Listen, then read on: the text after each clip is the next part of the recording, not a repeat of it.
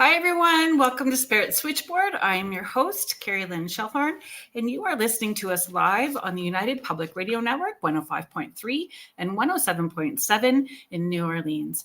If you want to watch us, you can also pop over on Roku TV. If you look at UFO Paranormal Radio Network, we will be there, and of course on YouTube under the same. I am very excited about the guest that we have on today. I have read her book, had a couple of aha moments that I'm excited to share with her once we get going with our conversation. Catherine, thank you for being here. Contessa and Kathy, thank you so much. So let me get started with this bio. Lily Nova is a UFO and space photographer, contactee, cosmic channel, spiritual guide, author, and speaker. Lily's story and UFO footage have been featured on the Travel Channel and mainstream media all over the world. Lily has dedicated her life to sharing her story and footage, as well as the messages and lessons her cosmic family have shared with her in order to help others on their awakening journey. So please welcome to the show, Lily Nova. Hi, thank you so much for having me. I'm excited, very excited, and a lot of people. I know that I have an intuitive development group. I have put your information out in the newsletters for the last couple of months, knowing that you were coming. So everybody is very excited to be able to connect with you today.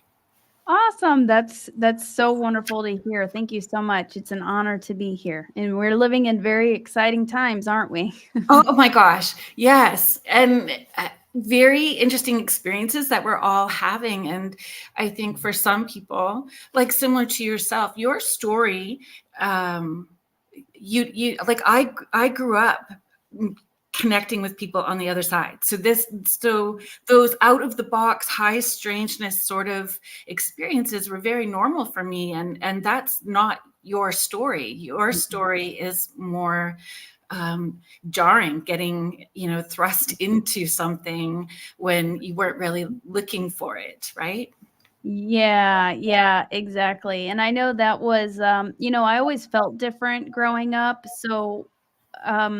So things started to make sense once I started having these experiences, but it didn't start until COVID. And then it was just the floodgates were wide open and I got a crash course in everything Wow.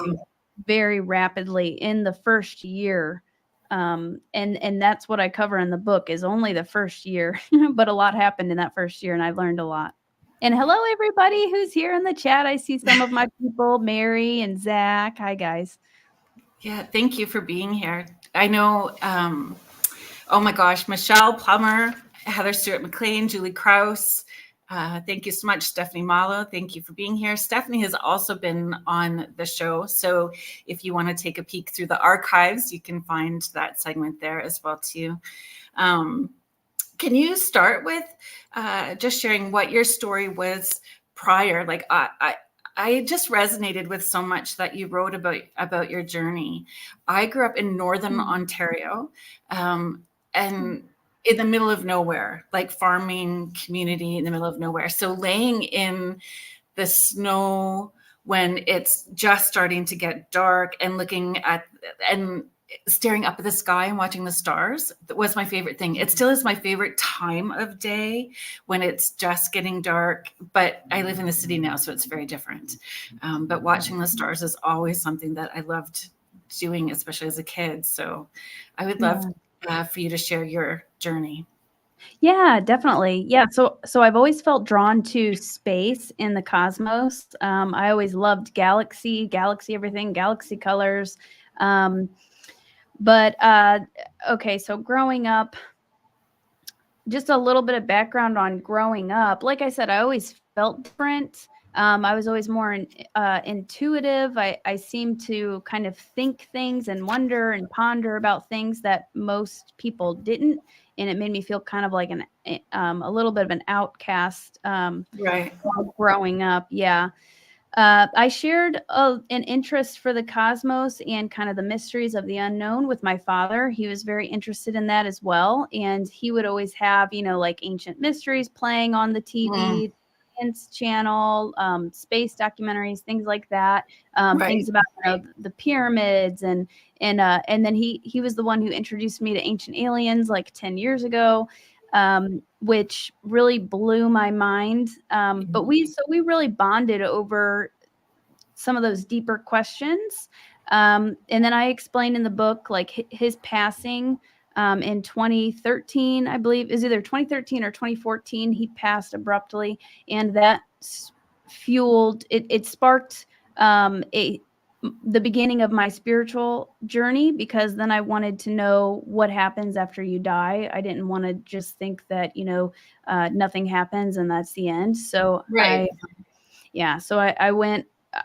A friend gifted me a book, Conversations with God, that really helped open my mind, and that was amazing, because I was always against religion. I always just innately hated religion, organized religion. If anything, I was more of a Buddhist. Like I was always drawn to Buddhism and that philosophy and things like that.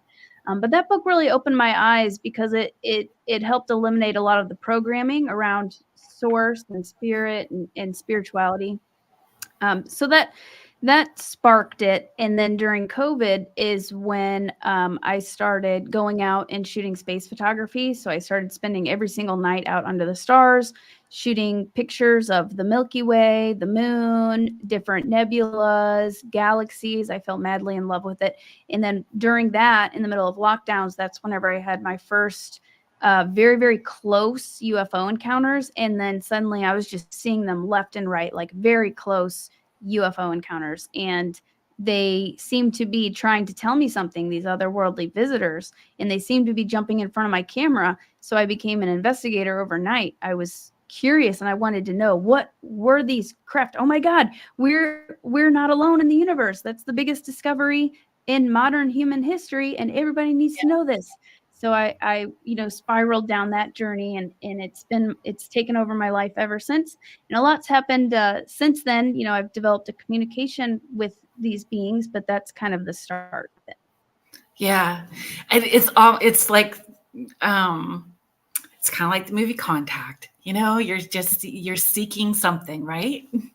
That movie literally made me cry. I watched it about at some point in the last year, maybe last year, and it literally made me cry. What's that? For the first time? Yes, for the first time. I'd never seen it before. Yes. No wonder why you cried. Of course Yeah. you cried. Yes. It would have impacted you greatly, just that whole journey. Yeah. It was very relatable. Very relatable. I've often wondered if, they get those little plops or ahas as a download, to help prepare us for what's coming, right? Yeah, and what's also really interesting is the star in the movie Contact that they receive a transmission from is the star Vega, which is in the Lyra constellation, which is where some of my star family are from, and some of these beings are from. So that's not a coincidence. Whether they did that on purpose or if it was an accident, like a download, that they had that in the movie. It was very profound and very relevant. And the movie's called Contact. It has Jodie Foster and Matthew McConaughey in it, and it really highlights well the kind of the battle between science versus spirituality. Yes. And like my mind was very science oriented, but I was also open and very, very intuitive. But yeah, that's a big battle that's going on, science versus spirituality, when really it's all connected. And so that was the aha that I had when I was reading your book. Was I have always I was not raised with religion either. Religion was not necessarily something that was part of my world. And I've looked at all kinds of different religions, and I see beauty in all of it.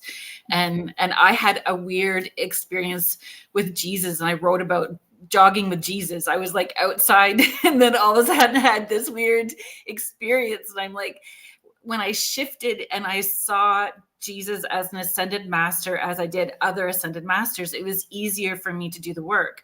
And when it came to extraterrestrials, I still had it in this weird little category off on its own, not looking at it as part of the whole spiritual experience. And when I started looking back at some of the experiences that I've had, you write about it so naturally and eloquently that it is a natural thing. The intuitive part, the spiritual awakening, and the collective consciousness, including the extraterrestrials. And Right.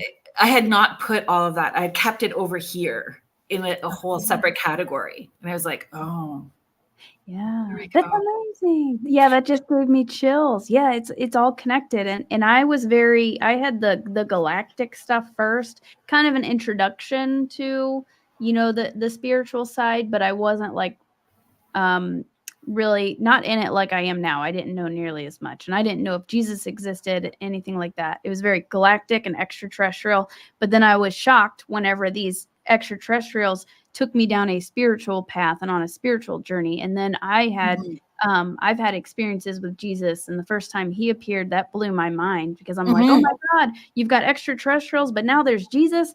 And Yeah. then I was seeing angels and archangels too, and they Yeah. all exist. And then Buddha, I've had experiences with Buddha and other deities and Mhm. ascended masters, and it's all real. Yeah. And it does make being here trippy the first little bit, like trying to um uh be okay with talking about it, being okay with, it is life altering when you start down that path and you have those downloads and you're having these connections. It's life altering. And when you start and you step into the door, you can't go backwards. Mm-mm. It just can't be undone. Right. you know Yeah, exactly. And I think that's why it happens at, like I learned about soul contracts, and that I, Yes. it was predetermined. I decided ahead of time before incarnating here when I would have my awakening, how I would have my awakening, my dad's death to help fuel my awakening, also Mm. my rock bottom and my dark night of the soul that would bring me to search for answers. It happens at different times for different people, and that's a contract that you make, because once that door is open, you can't go back. Some people will try and shut the door on it, but Mhm. and that does happen. But for the most part, it's like buckle up and here goes the roller coaster once it Yeah. started. and and that's what I say, like it's a raw, uncomfortable journey. There's so much accountability that you have to take for your personal healing and your personal growth. And um Can be hard. it can be very hard for people. Did you find, as you were doing that, as you were stepping in and taking accountability and moving forward on that path, that the circle of people around you shifted? Who was able to move along with you? And it doesn't necessarily mean people stay outside, but Mhm. you know, our circles tend to shift and change and ebb and flow on Mhm. as we do our personal journey. And you don't have to share personal if you don't want to, but I just wondered if you could um, share a bit about that. Yeah, definitely. So already, whenever this started happening, we were in lockdowns, and a lot of people were very afraid. So already we were secluded. Um, Isolated. yeah, Hmm. isolated, very, very isolated. So so I wasn't hanging out with the friends and doing the things that I was doing before already because of that. And then yeah, I started hanging out with astrophotographers, hanging out with a small group where we would go out. And so I was already shifting in a whole different direction in that way. But then whenever the UFOs started coming in the spiritual journey, that was even more isolating because nobody understood it around me, and nobody believed me besides my mother, because she's seen a UFO before, so she believed me. But the rest of my family and her husband, who now it's her ex, they split up this year. But he was very toxic. But anyways, he would kind of like make fun of me for it. So it was very isolating and difficult. Yeah. So I have found, especially in the last, I would say increasingly over the last 3 years, that those people who are choosing to stay in those lower vibrations, they can't hide as much anymore. It's much more in our face to be able to see who is shifting and who is choosing to stay in that place.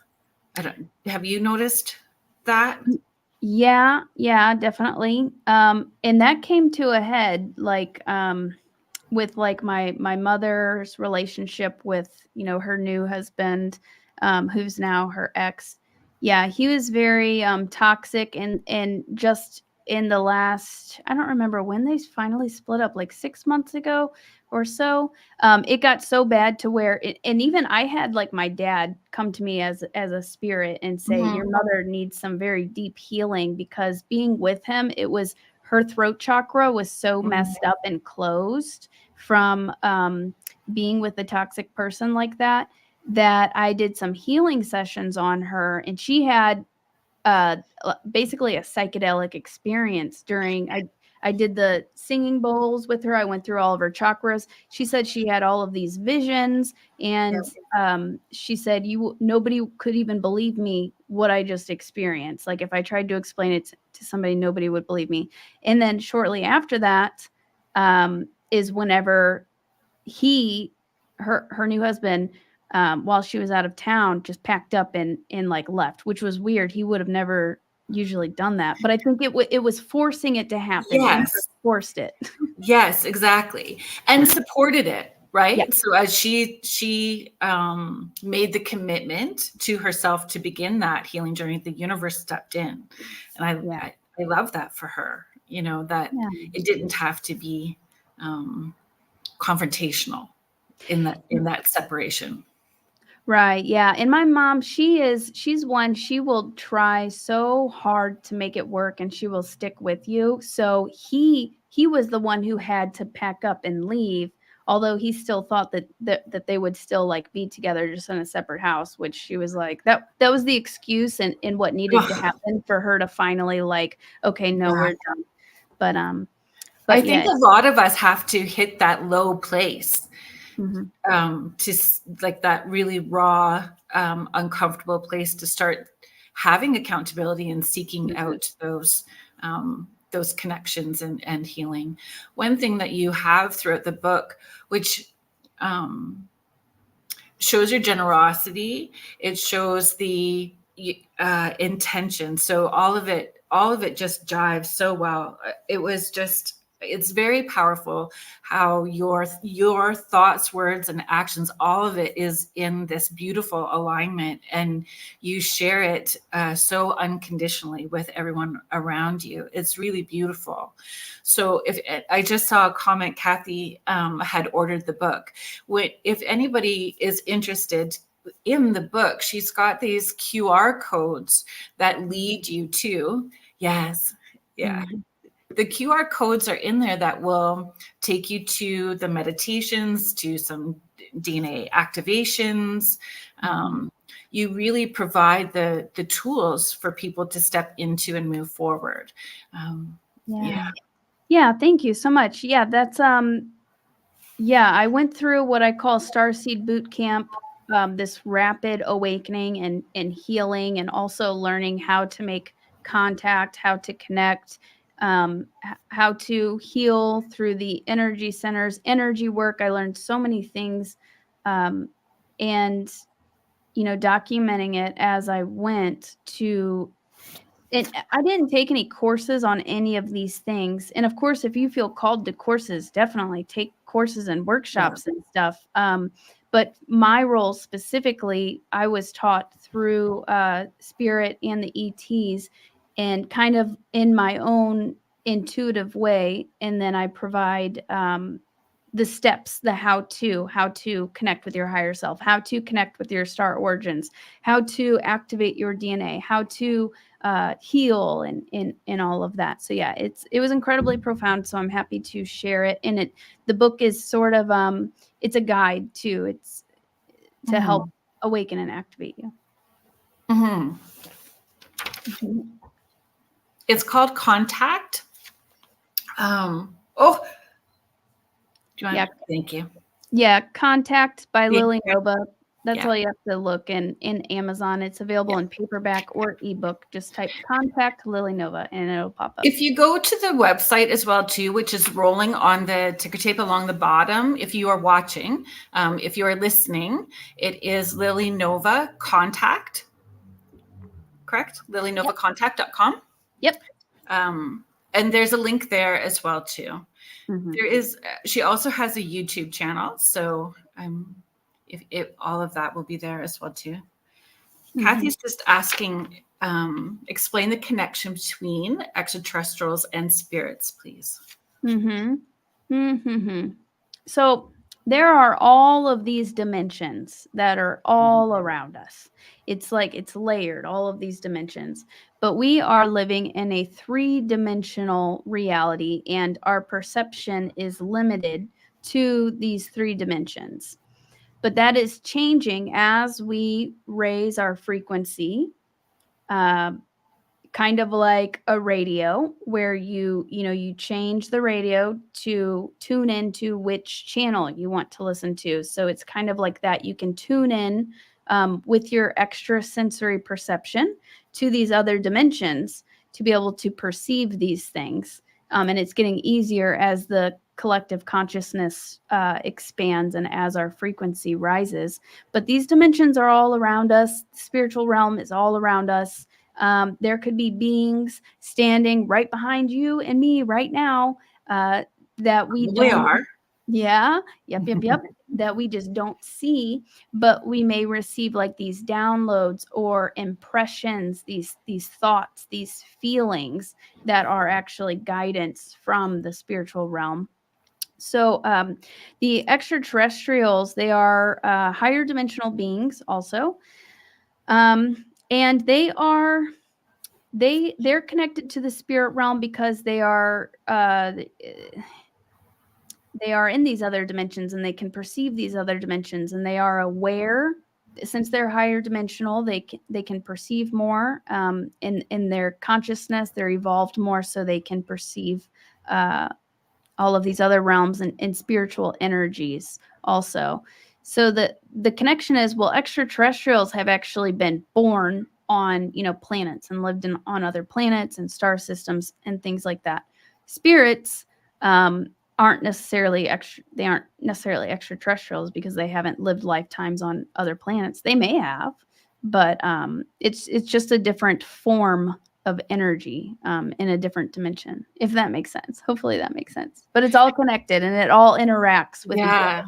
And I feel all of those different dimensions as we raise our vibrational level and we tap into that collective consciousness of one. They are part of that collective consciousness of one. Again, not seeing it as separate. And honestly, it was the aha moment for me when I was reading, I've been keeping them here, and they really are part of that collective consciousness of one. And it was just such a my little light bulb moment. Yeah, and that's a great point too. Yeah, that was one of the first lessons that my star family taught me, was that we are all one. Even them, even these extraterrestrials, we are all one. We all come from the same source. We are all, pieces or fractals of the one. So yeah, and being part of that, they would know what we need in order for us to be of service in the way that we're meant to, as far as our purpose here, right? Like they are able to tap in to know those things and help guide us. Yeah. Right. Yeah. They have, a heightened awareness and perception, being higher dimensional beings. And also they can read our auras. They can see what, they could probably read our contracts, at least some of them. And they can see what's going on in our energetic field, like what we've been through. So yeah, they can read us, and they know us very, very well. That's something a good friend, John Martin, who I mentioned him in the book, he told me in the beginning of my journey that really resonated. Our star family, they know us so well, and they know us better than we know ourselves. And I think because they see what our higher purpose is, they see our higher selves, not like the ego part. Well, I mean, I'm sure they see that part too, but it's that unconditional part. And that was another aha, not an aha, shared, I guess, shared emotion, because I had a very life-altering experience as well too, and it was the most unconditional love I have ever felt. It was truly unconditional. And when I'm teaching people now, or I'm talking about these things now, I say we may say that we love somebody, we truly may mean it, but if we get irritated, we'll not talk to them for a couple of hours, and that's conditional. That's conditional love when we're holding back. And you had an experience, or you talk about that feeling of the first time really understanding what unconditional love feels like. And I was like, I know that feeling. And again, you can't go backwards from it. And knowing that you can tap into that and fuel your like recharge your spirit to keep moving forward, it's comforting. Yeah, definitely. Yeah, the unconditional love that I felt from these star beings, especially whenever I discovered that they were my star family and that we were connected or related, the love was so great. It was like nothing that I had ever felt before. It immediately brought tears to my eyes. And the closest thing that I could relate it to would be like the love between a mother and her child, just a very, very deep, love. But yeah, it's unconditional. No matter if I had done things that I wasn't proud of, or no matter how much I beat myself up about things, which they taught me and showed me through that. And Spirit Source also was teaching me and showing me, we're not judging you. We still love you. And in spirit, and also a lot of these higher dimensional beings, these star beings, they are observing. They are not judging. That was a big lesson that I had to learn, because we are so programmed to judge each other. And that's just something in like school, you're afraid of what people think about you, and you want to fit in, all of that. It's not like that with them. So that was just a really beautiful, enlightening message and experience to be able to feel that really deep, unconditional love. And it opens your heart. It like busted my heart wide open, because we get hurt so much growing up that we put barriers around our heart, and we may kind of clench up. We may have trust issues. But with these higher dimensional beings, the love just kind of cracks you open. And that's whenever your heart is open and you are open to love and open to communing with spirit, with source, you also allow like abundance and blessings and love and gifts to manifest in your life. And it's really amazing. And you allow for healing. You do allow for healing. And it helps you see that way too. Like you shift, you become not well, I guess you have more compassion and more love than you ever do, but you're emotionally detached at the same time. So there's more peace and calmness attached to. There's a groundedness and a centeredness that's easy to come back to. If you get knocked off kilter, coming back to that center is very quick. You don't sit in the muck and mire of things much. Right. Yeah. And that makes your life easier. Yeah. And more you have more confidence when you're making decisions, right? Yeah, definitely. Because you can feel it. Kathy's just asking, what about the physical manifestation of extraterrestrials? So is most of your contact through meditation? So in the beginning, it was very much the physical crafts appearing, and sometimes they would pop in and out of the dimension, or they would uncloak themselves to where they could be there 1 second and not be there 1 second. But those were physical craft. And then I began receiving telepathic communication. I received my first like telepathic vision. So that's kind of my specialty, is being able to receive visions and telepathy in a visual format. So I'll receive images of them, or I can see them from where they are on their ship or wherever they are with my mind's eye. And that got stronger as I developed my third eye and my extrasensory perception, because we're connected through consciousness. So you can communicate, wherever. It doesn't matter. They don't have to be right in front of you. So as I developed, And we might have to repeat that again. What's that? Just for the people in the back. We might have to repeat that again for the people in the back, because people will say, how can you do sessions for people over the phone? I'm like, well, if we're tapping into your people that are crossed over, they're part of that collective consciousness. So it doesn't matter where you are, where I am, they're here, they're around us. So for the extraterrestrials, it's the same thing. We're tapping into that collective consciousness of one. Yeah. In consciousness, the signs of consciousness, I was actually studying that right before I had my first UFO experiences and before my contact began. And I really think that helped open my mind. And then as I went, I realized understood more fully how essential it is to the whole thing. This whole thing is connected through consciousness, because that's what we are. We are conscious beings, and we're all connected through consciousness, because we are all one.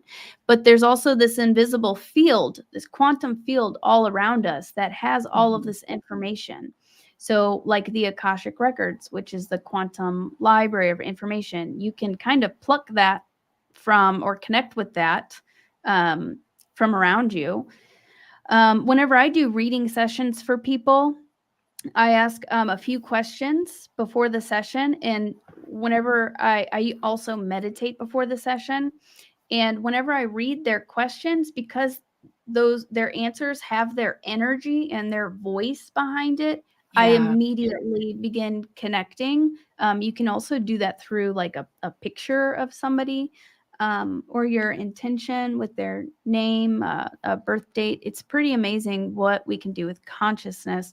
But going back to the physical manifestation, it was very physical at first with the craft and everything. But as I began meditating, it was more psychic connection. But they've also moved things in my room, physically moved things. I've seen them with my third eye in my room, but they weren't like fully physically manifested, but I could feel them touching me. They were doing energy work on me. Another time I went outside to do CE5, which is human initiated contact with UFOs or extraterrestrials. And I went outside, with the intentions to call in a ship. And I began meditating. And then I suddenly saw a group of beings around me with my third eye. And I said, if you're really there, can you touch me? And then at that instant, I felt a hand on my shoulder, I was like, wow, okay, that's crazy.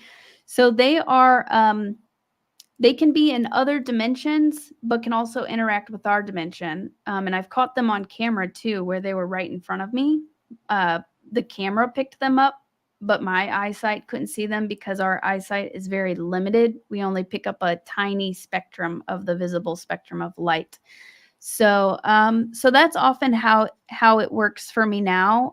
Sometimes I'll see a portal open up in front of me, like a window, and with my eyes open, and then I'll see them on the other side, and they'll connect with me that way. So that's So this is my friend Howie. So thanks for being here, Howie. Howie is the Rift Nation Network. He's got 2 shows called The Orion Effect on Sundays and the G5. So he's saying we see 30% of all light spectrum. And he's also saying she works through conscious collective, works in the realm of universal energy with spirit and alien. Finally, someone who is speaking my insight. So thank you. Yes, exactly. Yeah. I just want to come up because we did have a couple of more questions up here. I don't know.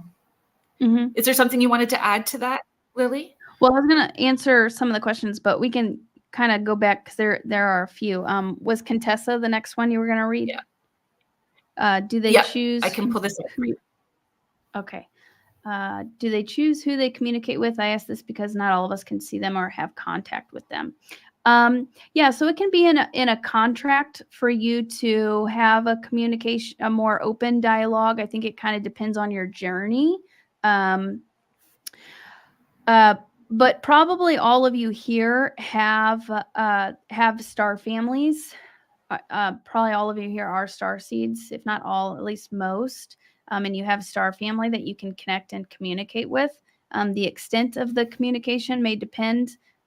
Meditation is a great place to start with that, in setting the intention and asking, I would like to connect and communicate with my cosmic family of the highest love and light. So anybody can do it. You just might have to kind of like work at it a little bit and develop your subtle senses. Yeah. And it's a muscle, just like all of it, right? The more that we, how he's saying, one of my sisters is right in front of you. I understand all the things that your experiences. Cindy is just sharing, do you believe we have a light being guide assigned to us as well as ancestral and other? When I try to connect to light being guides, it feels very clear, bright, and cleaner energy. Does that make sense?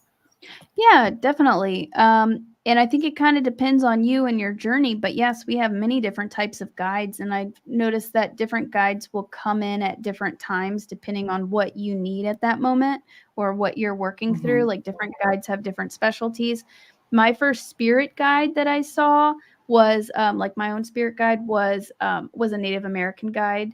And also, Archangel Metatron was the first like kind of archangel guide that I discovered I had. So yeah, and they all have their unique energy, their unique gifts, and unique specialties. So one of the things that I've taught people is try over a 2-week period, just when you're first waking up, saying what you're grateful for, right? And starting off with that intention of gratitude, and then breathing and having that quiet moment and making it a routine and asking those energies to pull up and play with it, because each one, the more that you get comfortable with feeling different energies, the more you can allow yourself to really have this interaction and connection with something bigger. Yep, that's 100%. Consistency is key. Like the communication. I mean, I was getting like downloads and impressions, but the downright communication didn't come to me. I had to work at it like a muscle. They did that on purpose because they wanted to teach me how to develop. If they wanted to, they could probably like blare, loud sentences in my head, but they didn't do that. They taught me how to work on my intuitive muscles so that I could pick up on the subtle energies and learn it kind of step by step.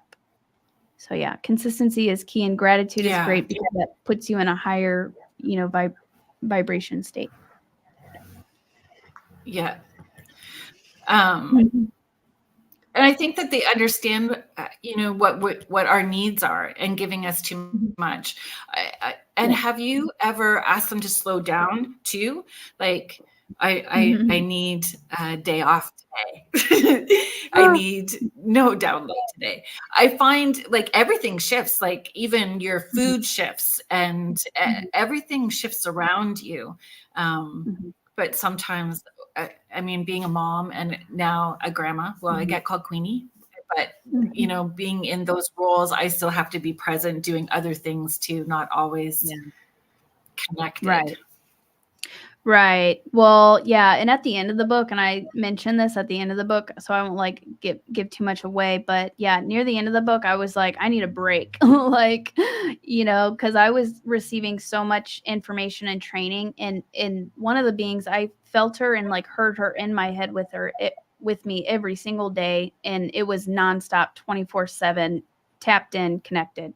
So it's chilled out a lot more since then, but I had to learn a lot and experience a lot in that first year. So it's calmed down since then. And like while I was writing the book, I spent 6-7 weeks writing the book, and that's all I did. And I couldn't focus on anything else. I couldn't even like work. And I told them, I was like, while I'm writing the book, don't distract me, so it kind of, it calmed down. It chilled out while I was writing the book, and they respected that. Oh, good. Yeah, that's good. And I think it teaches us boundaries, right? Like it teaches us to feel okay about expressing what our boundaries, what our needs are, and our boundaries with the people that we're living with here in 3D land. Howie is asking, how do you feel about the Lotus energy theory? I don't know about the Lotus energy theory. I don't think I know about that. I don't either. But Howie, if you've got more info, you can share with us. Kathy asked a question. Yeah. Is that you were both going to the same one? Yeah. Yeah. So the types of beings that I was seeing, they were Lyran and Andromedan. And then I was seeing the Pleiadians and Sirians and Andromeda Galaxy. And then I did see some grays. So there's many different types of grays. I've had some very benevolent experiences with 2 different types of grays. And I know that some people have had negative experiences with them. So there's a big variety out there. Some of what they would be doing would be, in the positive sense, upgrading our DNA. They do that through the generations, checking on you to make sure that you are, healthy. So they may do checkups. The hybridization program is another reason why they may abduct you. And there are positive hybrid programs and negative hybrid programs. And then they may also be taking you to teach you things. Like I know a lot of people who have had memories of like moving things, like doing telekinesis or being in like a classroom setting on a ship with these beings as a child.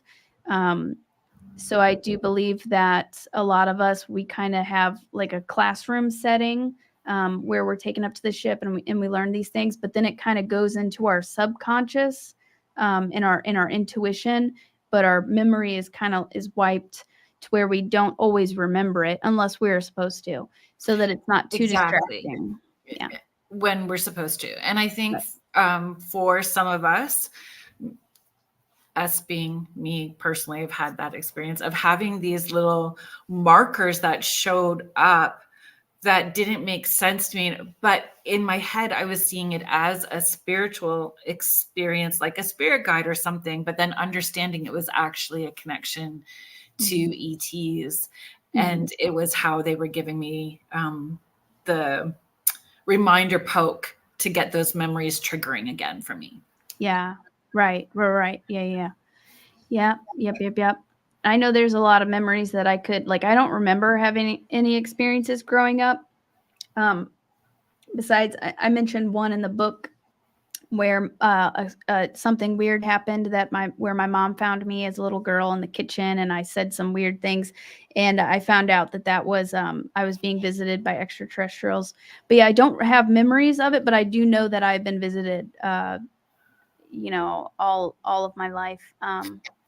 And understanding that your extended family probably has as well too, and it's how they know generationally what's happening within our DNA structure, and that is where I had my first experience having a kiddo that's in the autism spectrum, and I was really working with my spirit guides, and all of a sudden I had an ET, and it was warm and kind and patient, and they showed me like the DNA structure and what we needed to work on with my son. So we did a lot of energy work, and it shifted a lot of things from my son, and he was young at the time. But again, I still stuck that in this little spot as, oh, it's over there now. And I didn't allow it to continue to grow until this last year, and going, oh, Yeah. Man. That's I need amazing. to allow more to happen, because it was life altering back then, having that puzzle piece. And that's what I find is it's a puzzle piece to what we already kind of have in place that helps really amplify what our journey is about, and our connection. And I think more people are having those awakenings so that we can ground the light where we are in the world, to help shift globally. Yeah, definitely. See it that way. And can I ask how old your child is with the autism? Oh, he's not a child now. Well, He is 31 and thriving. wow, same age as me. Yeah, he is 31. He is a handsome dude living in Calgary, working as a barber, making a magical life for himself, and really understanding that aspect. And I think that he was always connecting to the other side. He was remembering past lives. He was that kid to begin with when he started talking, but he didn't talk till he was well over 3. And then it was how your DNA or how your kidneys function, why the Titanic sunk. Like, he had all of this knowledge. And so, when you think of the bigger picture, that could have actually been my son's guide, not necessarily my guide, as far as the ET that was connecting with me to help him in the way that he was needing help. Yeah, that's beautiful. And that also shows that that proves with your abilities. I don't think it has to be like this always. Like with me, I was intuitive, but I wasn't I didn't have the gifts and abilities that I've activated. And I know that was on purpose growing up, so that I may have been blocked from those things until a certain time period. Then I could activate them to teach others how to activate it. But that also goes to show how with the ET involvement in your family, certain genes and DNA was added and activated so that you and your Exactly. son had those gifts and could access that information. Yeah, and it happened unexpectedly, not necessarily unexpectedly. When I started doing this work full time, I was really struggling when I had spirits coming through that had any kind of brain related traumas, brain cancer, brain traumas. It was literally making me sick to my stomach when they were coming in. And I was like stomping my foot. I can't do this. Like, I'm willing to do the work, but I can't do this. And I don't know where it came, but I had this like tap on the back of my shoulder, and I heard it so clear in my head that I needed to ask for the DNA download that was for my healthiest body, so I could process those energies easier. Wow. And it shifted. I don't get sick at all. I had no cravings after that. It shifted a lot for me. So, I love that you're being guided to help people with those DNA activations. When I saw DNA activation, I'm like, yes.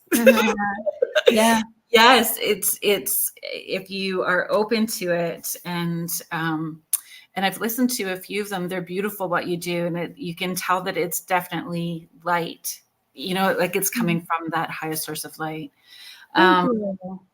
I wanted to add something on that. The DNA, that was one of the first things that the ETs started communicating with me about, and that's one of the main focuses.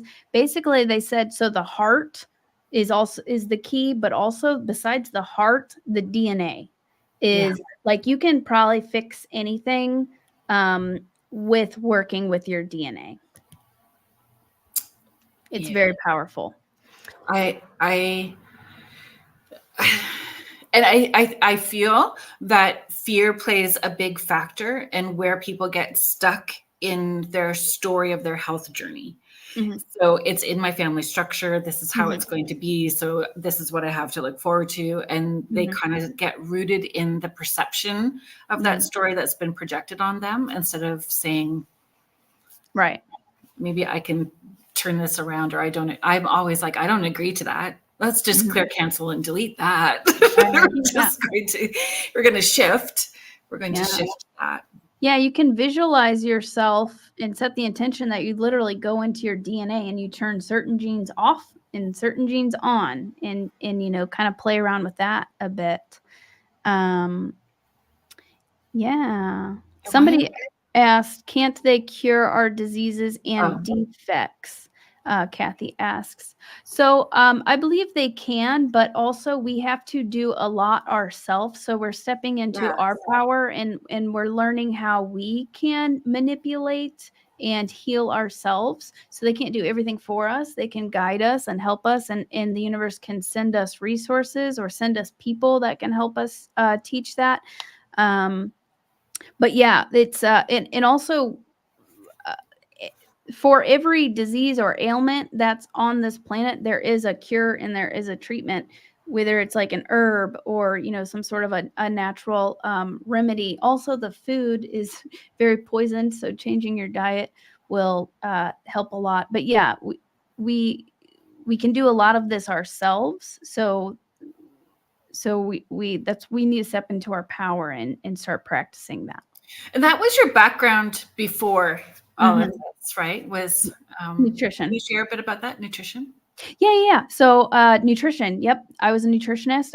I got my dietetics degree, and I really was fueled by that. Well, first in high school, because I started experiencing a lot of GI issues, and then I found out that I had suddenly become severely lactose intolerant, and then that forced me to pay attention to my diet and learn what's in our food and all of that, and I also had some other kind of GI issues that I had to work with, and then whenever my dad passed, I think 90% of it is it's preventable through diet, also stress.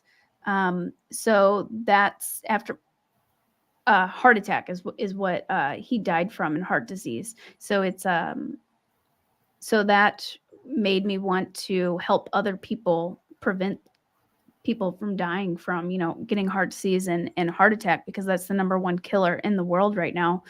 More people die from heart disease every year than die in the Holocaust, and you don't hear much about it. And that's insane. Like, I don't yeah. know if Julie Krause is still here. Julie Krause, she has been on the show as well too. Mhm. Actually, she was just on last week. Julie also talks about, before she is doing work, she gets that push that she's to eat light foods, and she gets the same messages about how the food affects Mhm. her vibrational level and where she's Mhm. going to be able to work from, right? Right. Mhm. But I find the same thing, but going in the opposite direction. Like when I've worked a long time in that high vibrational place, coming down, like just that handful of I know it's bad, but a handful of chips or something, like it's just that little bit, it pulls you down really fast Mhm. in Yeah. that grounding. Yeah, I'm also big about balance too, and really like intuitive eating. So different Yeah. people, in what I learned in dietetics, different people have different bodies, they have different needs. So like some people do better on like a vegan or vegetarian diet, and some people do better on a carnivore diet. It's crazy. Mhm. So it's I really know unique. my assistant, she's on a carnivore diet, and she said her joints don't hurt anymore. She Wow. has more energy than she's ever had before, and she's in her early 60s. And she's like, yeah. Wow. Yeah. Yep. See? Oh, good. Julie is here. She said, I'm here watching my nutrition has changed so much within my work. But I also need a burger after reading for people. Me too. Me too. Yesterday was a long day for me with that. Yeah. And hi, Well, Victor. yeah. Thank you for being here. Howie asked earlier if I was a hybrid child, I think is what Yes. he asked. So I did want to touch on that. So I found out my star family told me that I was a prototype. A prototype. So I think I do have a lot of some more hybrid genes. I don't know exactly what the details of how I'm a prototype, but I think, a combination of those genes and genetics. My mother's also very intuitive and very in tune and connected with the spiritual, and so is my dad. Um, and so yeah, but we all are hybrids. Essentially, all humans are hybrids. We have a combination of genetics, but some of us are, extra hybrid. So yes, Yeah. So I had the owner of our network, the owner of UPRN, is Joe Montaldo. So Joe Montaldo is like co-founder of ICAR, and he's done research with contactees for like over 30 years.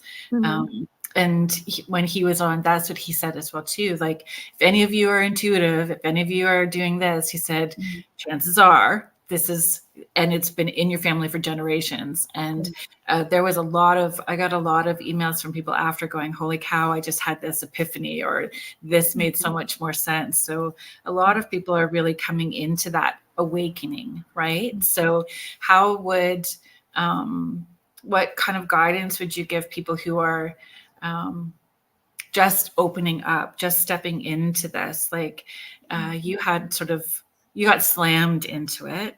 And, for those people who are kind of walking into the door, what suggestions or advice do you have for them? With the whole starseed or hybrid thing, I think, learning people that you resonate with, finding communities that you resonate with. And often I attract people. We have a similar, frequency. We vibe with each other. A lot of the time we have similar backgrounds and star origins, like galactic origins. So you can ask the universe, bring me the resources, information, and guides and community that will help me the most on my journey. Literally ask for that and you'll be amazed. Things will just start coming to you, whatever you need to help you on your journey. So that's very, very potent.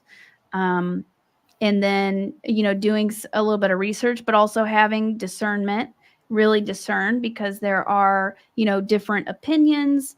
We're all on this journey learning and remembering together. So I would kind of steer clear of people who say, oh, it's this way and this is the only way, and really have discernment. And don't rely completely outside of yourself for messages and information. Develop a relationship with your higher self through, you can do like meditation or just like gratitude in the morning and spending 10 minutes connecting, or spending time stargazing, and kindle that relationship with your higher self and your guides. Thank you for that. Julie is sharing one of the books that Joe recommended was Rachel's Eyes, and she said it's very telling. Rachel's Eyes. So Heather, went back up. Sorry. Heather is just asking, do you have advice on how to release fear around interacting with others in general? And I've had that question as well too. Like when people are opening up with their mediumship and intuitive, like they want their grandma, but they don't want someone they don't know to come through in spirit. So if you open up, how do you discern who's coming through?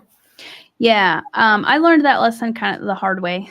And I dive into that in the book in detail. Be specific. Set your intention and be specific about who and what you need to make contact with, because we live in a free will universe.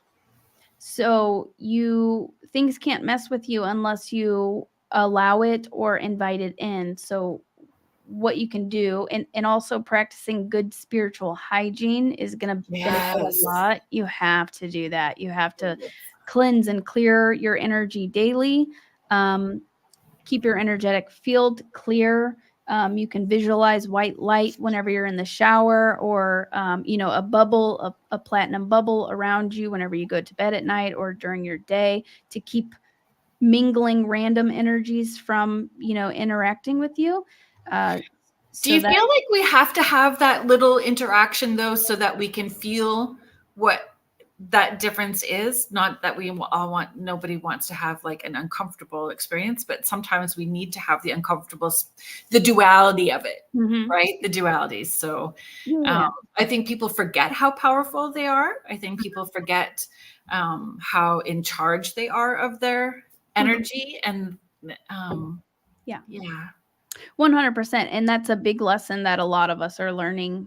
So yeah, if that happens, know that your guides in spirit. Source is always with you, always within you. So even if you do have some interactions that are not so pleasant, you can ask for assistance from your guides of the highest love and light. But yeah, a lot of the time we'll go through these experiences to experience the duality and learn from it. And then we don't have to do it again. Yeah. Yeah. I'm very big. Sometimes it happens, sometimes it still happens, but you get better at it. Yeah, I got into the habit of saying I'm going to clear, cancel, and delete, or I now deem null and void that contract because I have learned that lesson. And thank you very much. In all directions, time, space, dimension, alternate realities, alternates, wherever it needs to go, we're done with it. Yeah. And being okay with that. Yeah. Yeah. Heather is chiming in, living in a free will universe. What a lovely way to put it. Thanks. Yeah. So then if there's anything that, is you're unsure about, what I learned, a trick that I learned at the beginning too, if I ever come across an energy or a being that I can't quite read or I'm not sure about, I always ask, are you of the light? And, ask that and say, if you are not of the light and you are not here with my best intentions in mind, then you have to leave. And you can just say that and just have firm boundaries, Yeah. And I feel people don't, this is about discernment and really understanding how you have to be in alignment with your body and understand how your body is giving you intuitive information, how emotionally you're picking up that information. And we're so influenced by the generations before us, the people around us, and media, knowing that some things that may look scary aren't scary. Right. That's not, like it's not all, that There's a lot of programming, programming. Yes, unfortunately, right? And that we have that ability to say, this is uncomfortable for me. Can you present it another way? And that we can have that interaction in a way that is comfortable for us. Because we'll do the work if we're comfortable. If we're uncomfortable, we won't do it. Yeah. But then sometimes we have to get pushed through some discomfort because that's how we grow. For sure. Yeah. For all of you that are just joining us, thank you for being here. You are listening to Spirit Switchboard. I am your host, Carrie Lynn Shellhorn, and you are listening to us live on the United Public Radio Network, 105.3 and 107.7 FM in New Orleans. And my guest today is Lily Nova. Can you, the first time that I had heard the phrase CE5 was last summer with Andrea Perrin, who was connected to the Conjuring House, and she took a group of people out at the Michigan Paracon outside, and she called them in, and this group of people were able to see how she was using tones and connecting in and asking them to present to this group of people that she had a workshop with. And they said it was amazing and again, life altering. It's a life altering experience when you have that, right? So that was the first time that I had heard that until you. So can you really explain what that means and Yeah, so there's different classifications. CE, so there's CE, Close Encounters. So you've probably heard Close Encounters of the Third Kind. There's that movie. CE5 is Close Encounters of the Fifth Kind, which is whenever you initiate contact with an extraterrestrial or a UFO. You are the one initiating contact and calling and inviting them in. So that's just, a quick way to say, making contact is CE5. And there's different protocols you can do. I have my own protocols, and you can kind of see what works best for you. I go into like how to make contact. There's a chapter at the end of my book that dives deep into different protocols and exercises you can do. And that's a guideline. Like, do you feel everyone can have different experiences as well too, right? Like, it can shift and morph into what feels right for you once you kind of get the idea of how it's going to flow, right? Yeah, exactly. And I have one friend, John Martin, I mentioned him in the book. He first started doing his CE5 by playing music for the universe and playing music for the cosmic beings. And he was playing, loving music. It was flowing from his heart. And then that's how then they appeared. And he's developed a very close relationship with them ever since that. For me, it was in the beginning my photography. I would go out and spend time shooting sunset, and then I would get into that flow state, which and spending time in nature, which raises your frequency, and that's whenever I was more easily able to call them in. Crystals, frequencies, tones, meditation, nature, stargazing. There's many different things that you can do to connect. And finding what resonates, Yeah. finding what resonates for you Right. is so important, right? If it doesn't feel comfortable for you, then you're not going to go to that space, right? Do you find you wrote about it in the book as well too? So the synchronicities, do you find synchronicities happen more? You notice them? Do you think that they happened prior to these experiences, or do you think it happens more now for you? That you've had that awareness of them, because it's magical. Like I made a note, and I was like, it was the ultimate sign that you received. So how do synchronicities play into things? Yeah. So throughout my life, I was receiving some synchronicities, not like how I was after I started opening up to this communication and relationship with not only the galactics, but the universe and spirit and source.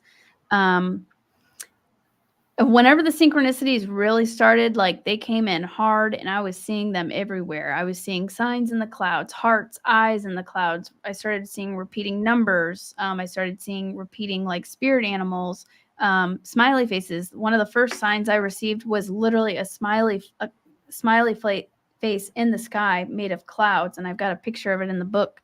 And that is a way that the star beings can communicate with you, as well as angels and spirit guides and source. So that plays into it a lot, and that lets you know, it can communicate messages for you that will help you on your journey, and it's also a way to show you that you're on the right path. So whenever you see synchronicities, that's a really good sign that you're doing what you're supposed to. And it was interesting that I have a friend, and she sees signs in the clouds all the time. And I had to be not judgmental about that, because in my head I was like, but do we just want to see what we want to see? But it was so right there that, and the same as when, if anyone gets, I encourage you all to purchase the book, but the image is right there, and you're right. It was very clear. Yeah. I mean, it was obnoxious, very obnoxious. And it's to where I couldn't ignore them. And I wasn't used to seeing signs. This was just starting to happen. And I was like, holy crap, like, how is this possible? But the universe is intelligent, and it's can constantly be communicating with you. So they were very obvious and dramatic about it, especially in the beginning. So yeah, it's amazing. And you can just ask for a sign and then see what happens too. Yeah, exactly. I know that before my grandpa passed away, he said that he was going to paint rainbows in the sky for us, because he was a painter. And so even in the middle of the winter, if we're sad and we're wanting that connection with him, we will see these beautiful rainbows show up in the sky. I had just never thought to ask for like an ET connection, or as well. I've always just kept it separate. So it was excellent for me. Cindy is just asking, is there a connection between orcas and certain light beings? You mean like the whale orcas? Is it? So the like dolphins and whales are apparently from the star Sirius, from a planet on the in the Sirius system. So yes, that would, if that's what you mean, there's a connection with Sirius. Yes, the whale. Yeah.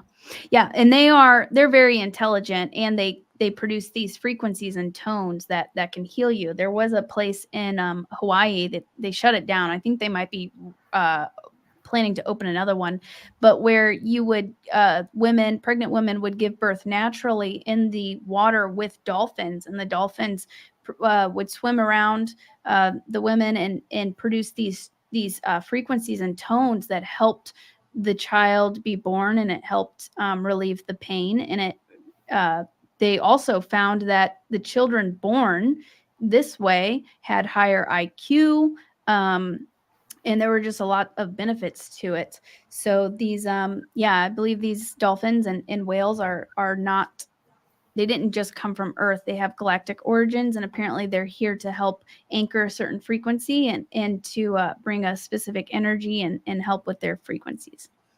The same as octopus. Yeah, they look alien. Octopus look alien. Oh yeah, they're just they're have a very special connection to them. Mm-hmm. Denise is just sharing had a dragon in the cloud a few days ago. Mm-hmm. Yeah, I get a lot in the clouds too. It's amazing. Mm-hmm. Denise is also sharing, sitting out star watching. I see the movement between the stars really far off. Mm-hmm. I know that we had experiences as kids, and my brother has a very clear memory of this very orange ball of light and behind the barn where we grew up, and it changed him, like what he believed. My sister and I had experiences, but we just always remembered them as owls. Like, and then that was the trigger for me last summer was remembering this. Yeah, and there are certain animals that sometimes the ETs will communicate through, or you may see whenever you have an ET encounter. Deer is a common one, as well as owls, which is interesting. And I had an experience with an owl. This was probably like, I don't know, sometime like 10 years ago, maybe. It was on Christmas Eve. I was with my boyfriend at the time and my younger brother, and we were leaving my aunt's house on Christmas Eve, and this huge owl, like huge, massive owl, as I'm driving, stopped and landed right in front of the car and just stared at us. And then I realized we thought it was super weird, and we were just like looking at this owl. I realized once I discovered that they can kind of communicate through the owls, or you may see an owl whenever you have an experience with an ET, and it might even be kind of like a screen memory where you've gone up on the ship or you were taken and but all you remember is this kind of strange experience. Then I realized, holy smokes, that there was a reason for that. It wasn't an ET encounter. It wasn't just, a random owl. Yeah. And I think Joe had explained too, like we used to have, because I have missing time. Mm-hmm. I have missing time. So he said when people really started to understand what that was all about, then those screen memories came in, and they're adjusting to our awakening. And how they're interacting with us. Cindy is sharing about the orcas and whales. She's saying that's so interesting. Every time I watch a video with orcas, I get profound emotions of love. Yeah. Do you feel that could be a connection for maybe her star family as well too? Yeah. Most definitely. Yeah. And whenever I do star origins readings, a lot of us have incarnated in Sirius, and especially if you feel like drawn to the water or drawn to orcas or whales or dolphins, there's a reason for it. Or mermaids. Those exist too. So yeah, if it impacts you and you intuitively feel drawn to it, there's a deeper reason for it. And maybe worth exploring, right? And understanding who you are, because there's so many people that ask that question of not knowing what their purpose is, or what they need. They feel like they're supposed to be doing something more, but they don't know what it is. And maybe understanding what their soul family is can help them with that answer. Most definitely. Yeah, that's part of what we are here to do, is to remember who we are. So remembering who we are, connecting with that aspect of ourself, and then also anchoring our unique frequency from our unique origins down on Earth. Definitely. Kathy is sharing, I had a deer run beside me while cycling, then crossed the road and watched me cross and go home. That's beautiful. Yeah. Yeah. Denise is sharing, yes, I had a huge white owl fly low over my truck. I had the same experience where it was massive, this owl right in front of the van, and then land. So same thing. Julie is sharing, I see a good amount of people with mermaid guides through her as well too. I have not had that experience. I'm open to it. We're setting that intention now, that I'm open to see that. Yeah. Well, Julie may probably maybe she has a connection with them too. So maybe that's why she has more easily been able to pick up on that or connect with that aspect to that ability. Yeah. And I find too, like the more, and again, it's about understanding that flow. It's a beautiful dance that we can do with our between our higher self and the other side, and that collective consciousness of one.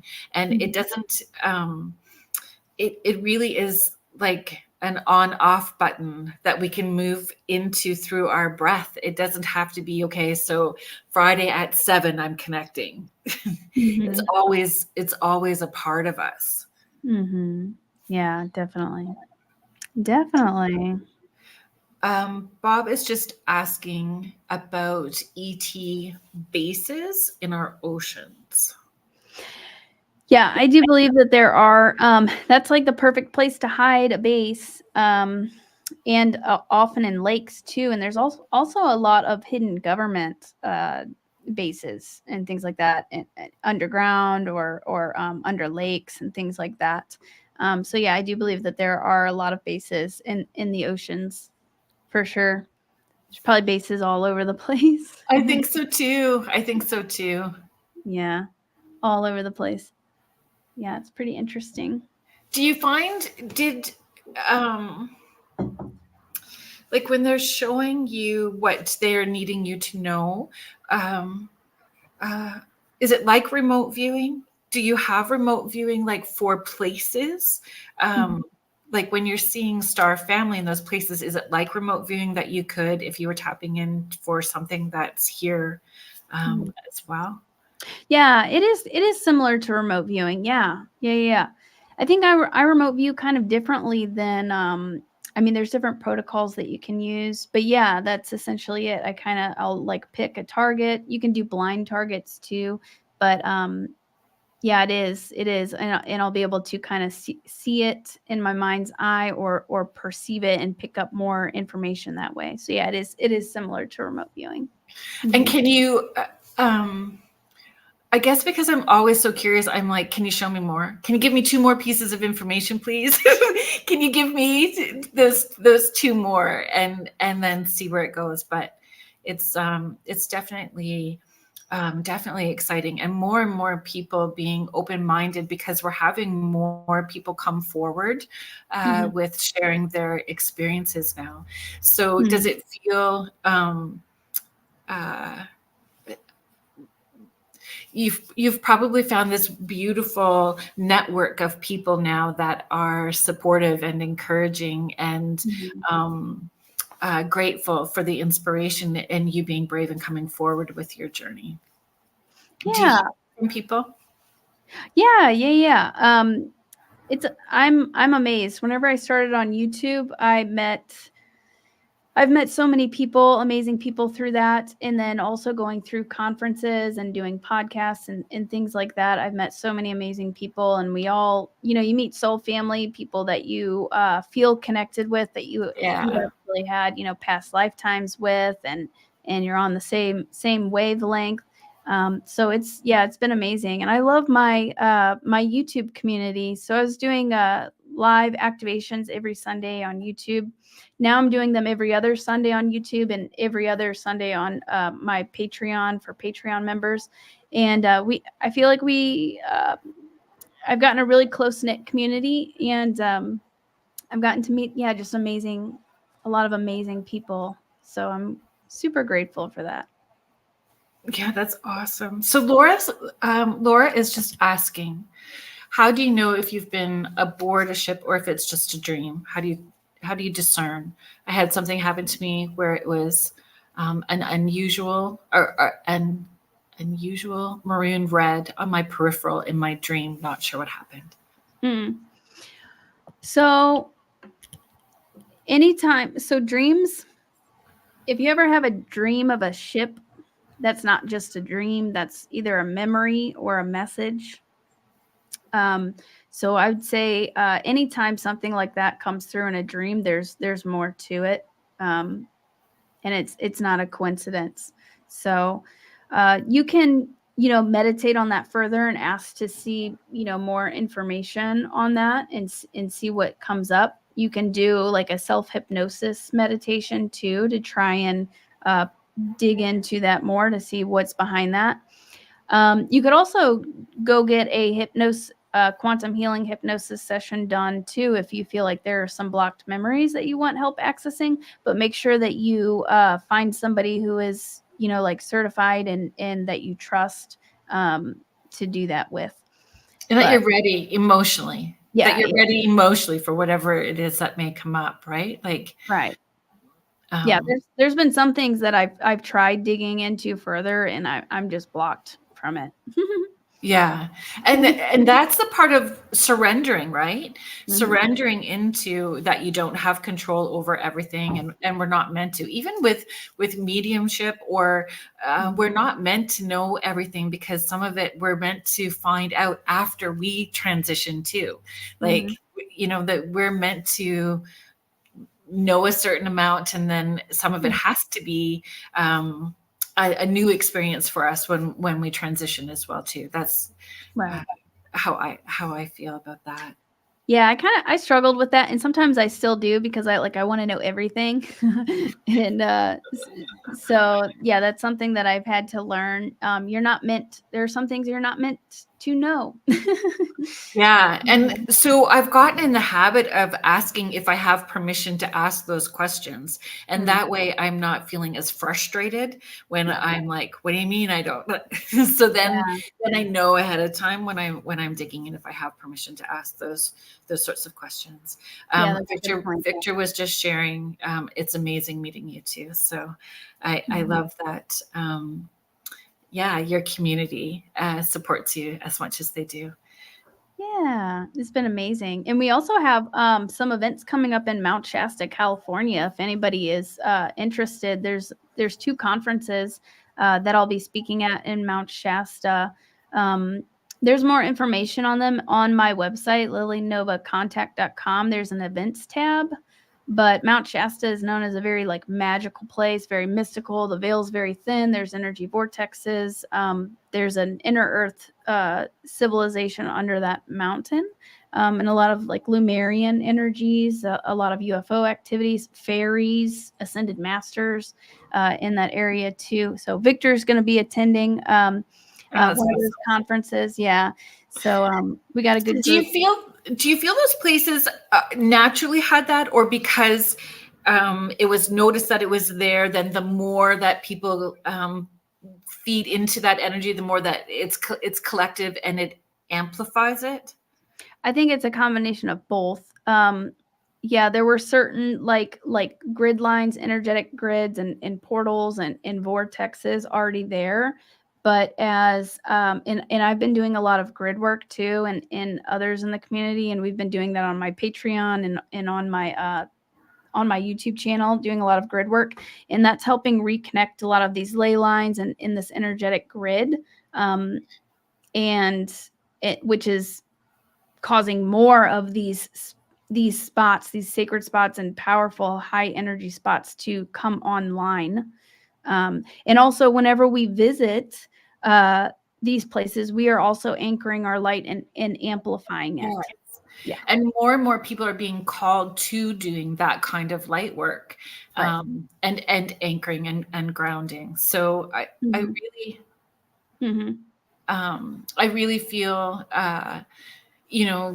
or encourage, like if you're feeling pulled to explore more, to step into that and do it, there's a reason why, right? Yeah, definitely. Yep. The land has keys and activations for you, but you also are going there to anchor your light and help activate it with your own light. So you always want to go into it with it's like a mutually beneficial thing. And Sedona is another high energy place. And also just to be mindful of these places,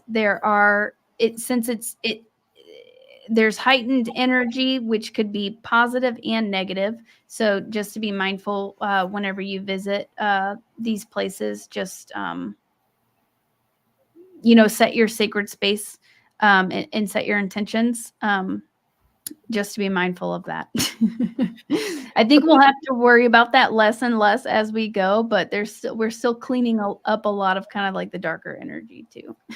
And people forget that it's there. Like some people get so love and lighty that they forget that there's still some of that. And it's not about putting fear into it. It's about acknowledging it and then standing in your power and how you're going to deal with that. Yeah, and just setting sacred space before you open up. So I had an experience. I didn't have anything like that happen at Mount Shasta last year whenever I went, but in Sedona, whenever I went for the fall equinox, the first portion of the trip, love and light, beautiful. And then we went to a new Airbnb in the center of Sedona, and we didn't kind of set our sacred space, and we kind of like opened up this portal. We shot, light up. We did a meditation together. And as soon as we did that, I started feeling intrusive thoughts, like negative intrusive thoughts.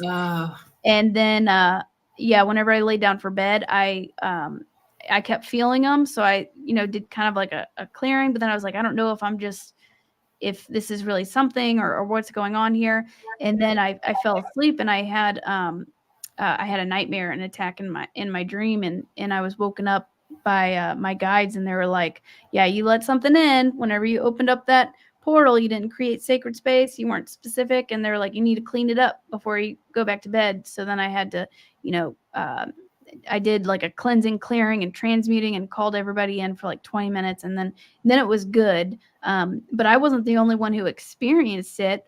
Somebody else that we were with, said that he had a negative experience too. And it was because we accidentally basically opened up this portal and said, whatever, come on in, without setting, sacred space and being specific. And it was on the fall equinox. So yeah, that just kind of, I know I experienced that so that I can also share that with others through my, what I learned.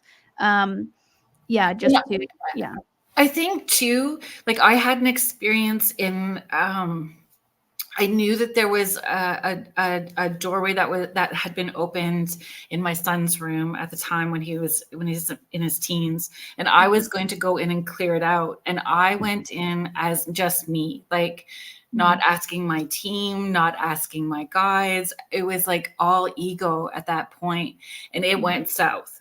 Like it went south quickly.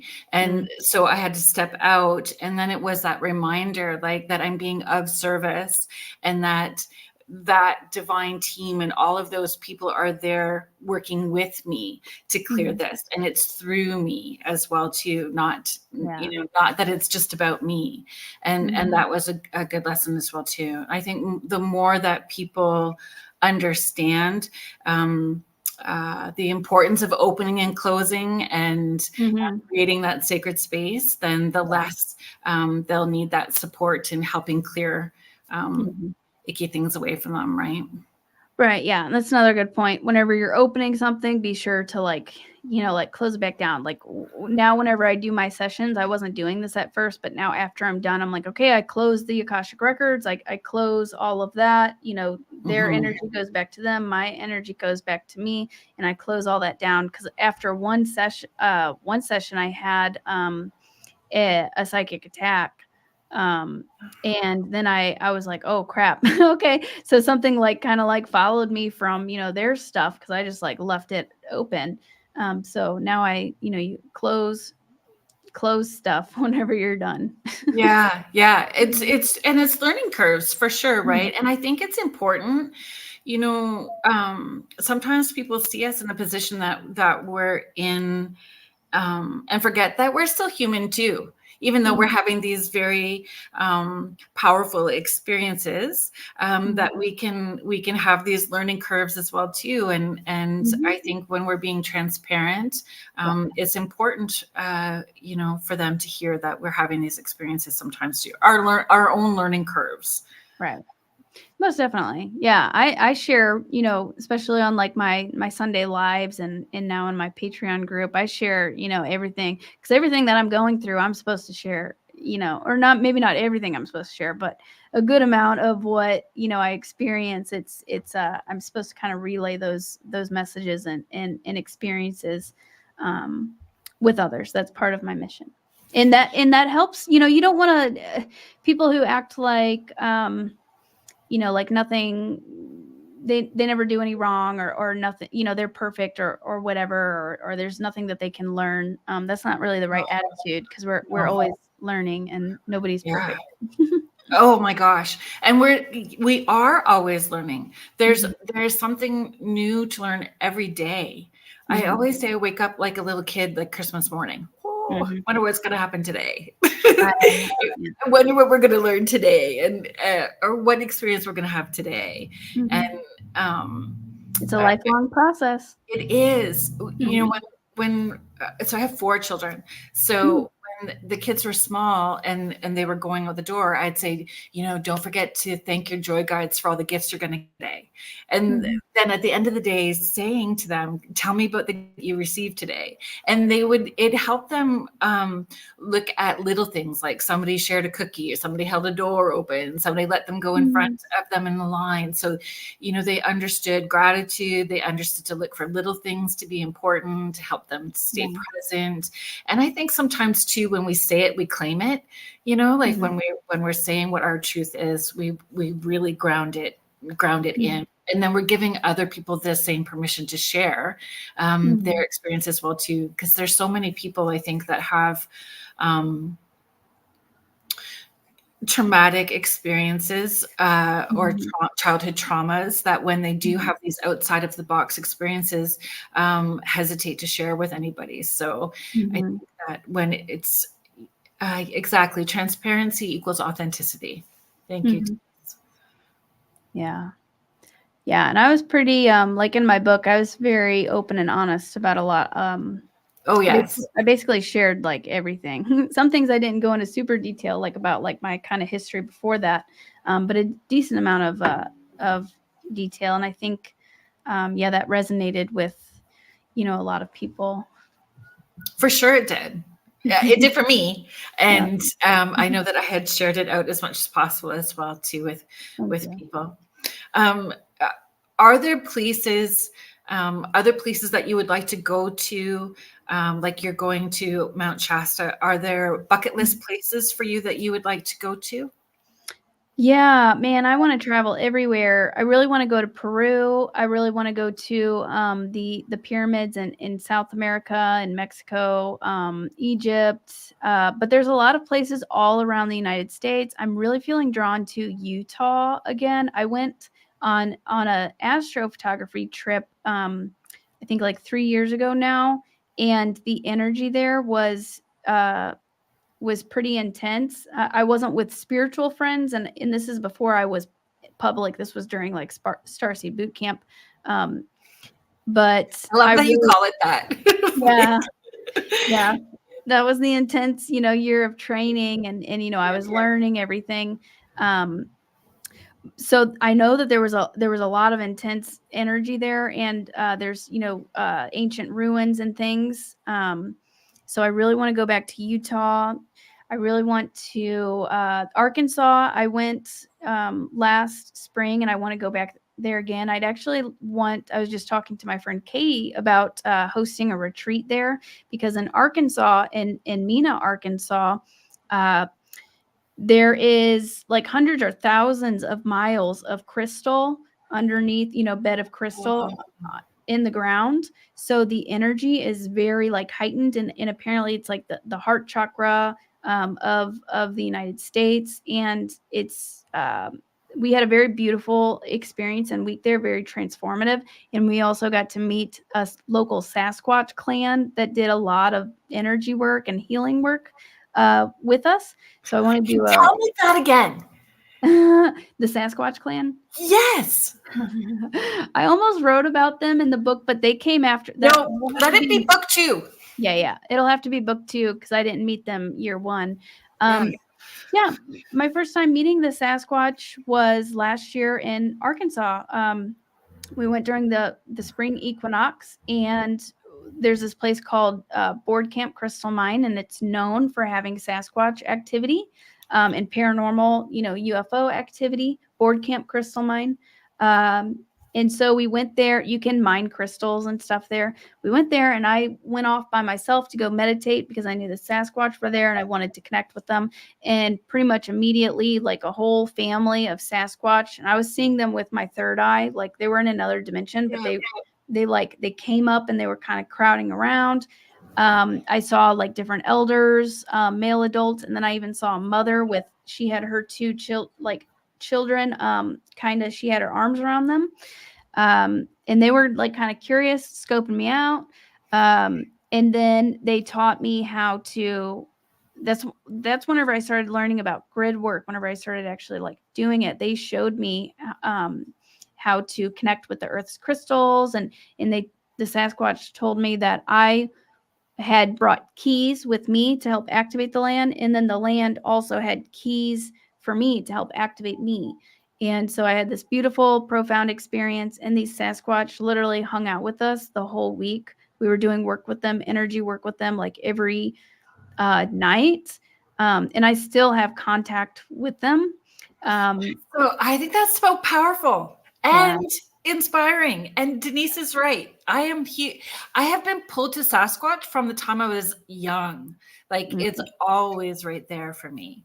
And again, I had never thought. I always kept it. Yes. I don't know if oh yeah, I've got it all behind me.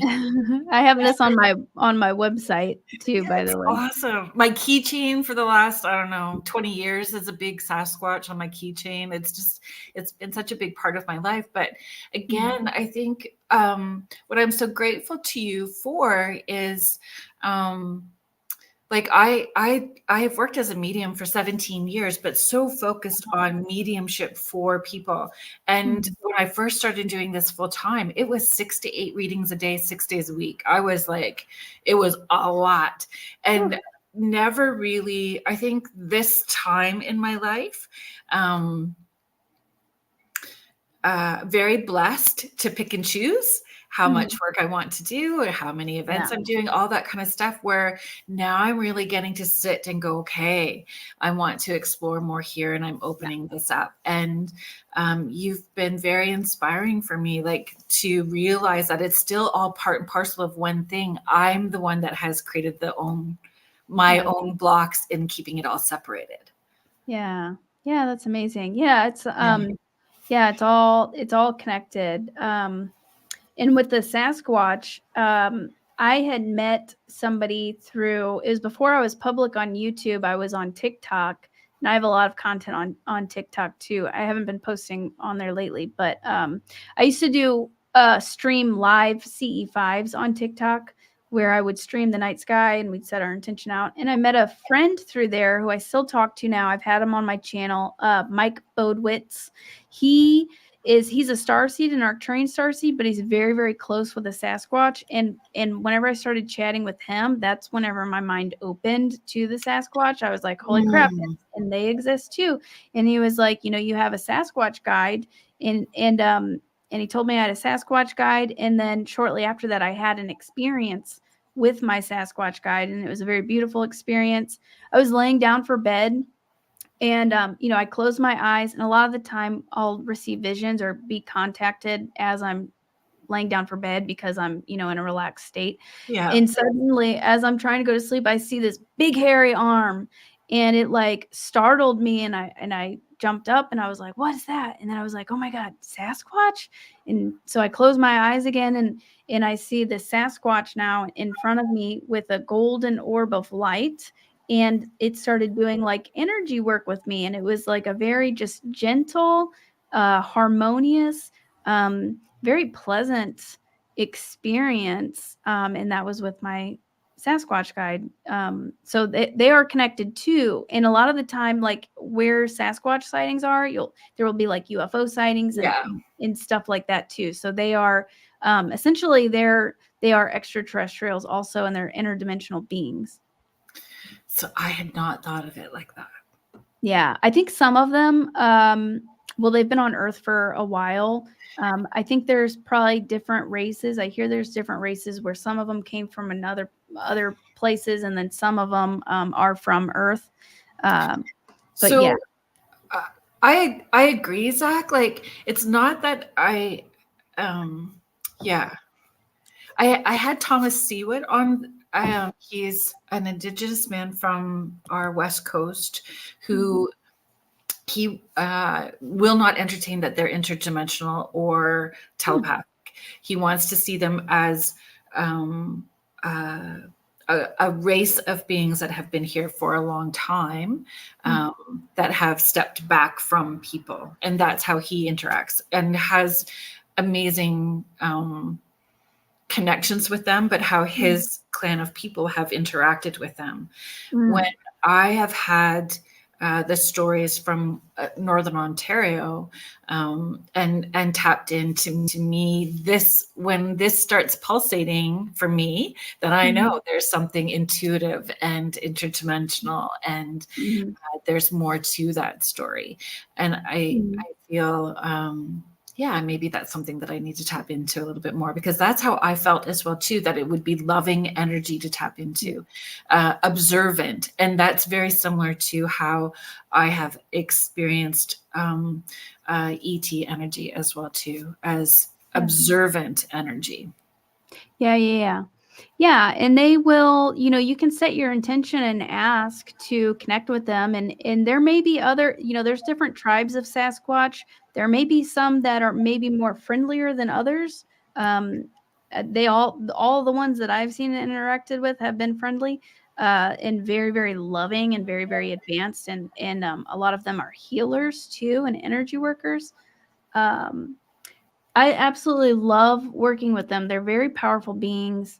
But you could set the intention and, ask if there's any, Sasquatch in the area, or if you go on a hike or whatever, set that intention and to connect with them and see what happens. It's been amazing. Since then, I've met multiple Sasquatch clans from different areas. So like once you get in good with one, they scope you out, your frequency. Okay, you're good. You've got good intentions. Then they can put in a word for you for other clans and tribes. So again, because it's that collective consciousness, so they can tap into those other clans to let you know, right? Or to let them know about you. Yes. Fascinating. My whole summer is going to change now. Yeah. My whole summer is going to change now. So I am Kathy was asking, when there's reported sightings of these creatures, they're crossing into our dimension. So and actually at Board Camp Crystal Mine, they have the people who own that, they have an experience where a Sasquatch, there was like Native Americans there too, and I think they were doing some like drumming or ceremony or something, and they know about the Sasquatch. And this Sasquatch literally appeared, and he saw him in the physical, like 3D. And then I think, I don't know, maybe after a second or whatever, like it went back into the other dimension. But yeah, they can kind of come into our dimension or make themselves visible. At the Journey to Truth conference I was just at a couple weeks ago, Zach was there, Victor was there. We had 2 people who saw the Grafton, Illinois Sasquatch physically. I had a lot of experiences with them too, and I recently did a live activation where we talked. I talk all about the Illinois Sasquatch clan and our experiences, followed by an activation to help you connect with that specific clan. So that's under my lives tab on my YouTube channel if you want to hear about that or do that. But yeah, it's incredible. But I see them a lot where my eyes are open and I can see them right in front of me, but I'm seeing into their dimension. But they can also that makes sense.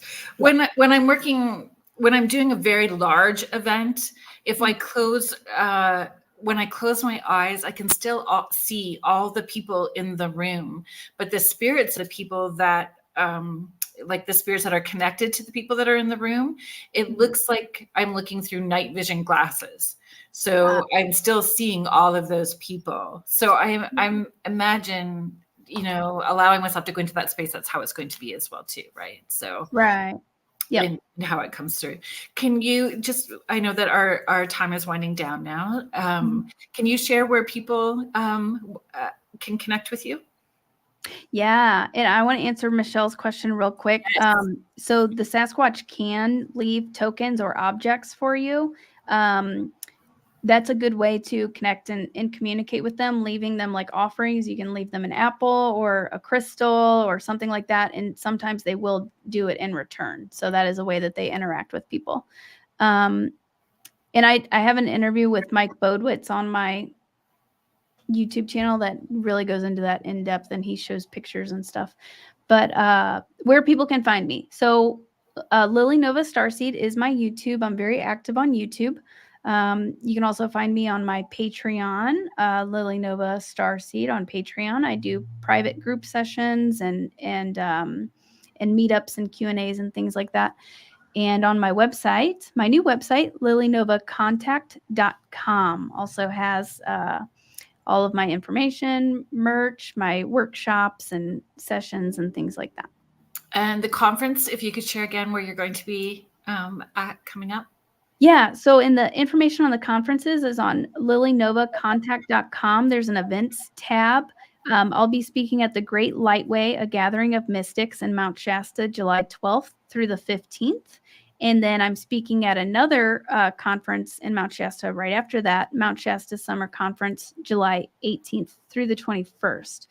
And then I'm also speaking at a one-day conference in Sedona, Arizona, called The Odyssey, hosted by Tony Rodriguez, and that's in October 19th. So those are the upcoming events. That's awesome. Thank you so much for sharing your time and energy and story with us tonight. I appreciate you being here. Thank you to all of the people that were in the comments and joined us in chat. Without you guys, it just wouldn't be the same. We're very grateful and appreciative for the support and the love that you show Spirit Switchboard, the guests, and to the community that's in the chat. Thank you so very much. And a huge shout out to the United Public Radio Network and the UFO Paranormal Radio Network, 105.3 and 107.7 in New Orleans. Thank you, everybody, for being here, and we'll see you next Friday. Good night, everyone.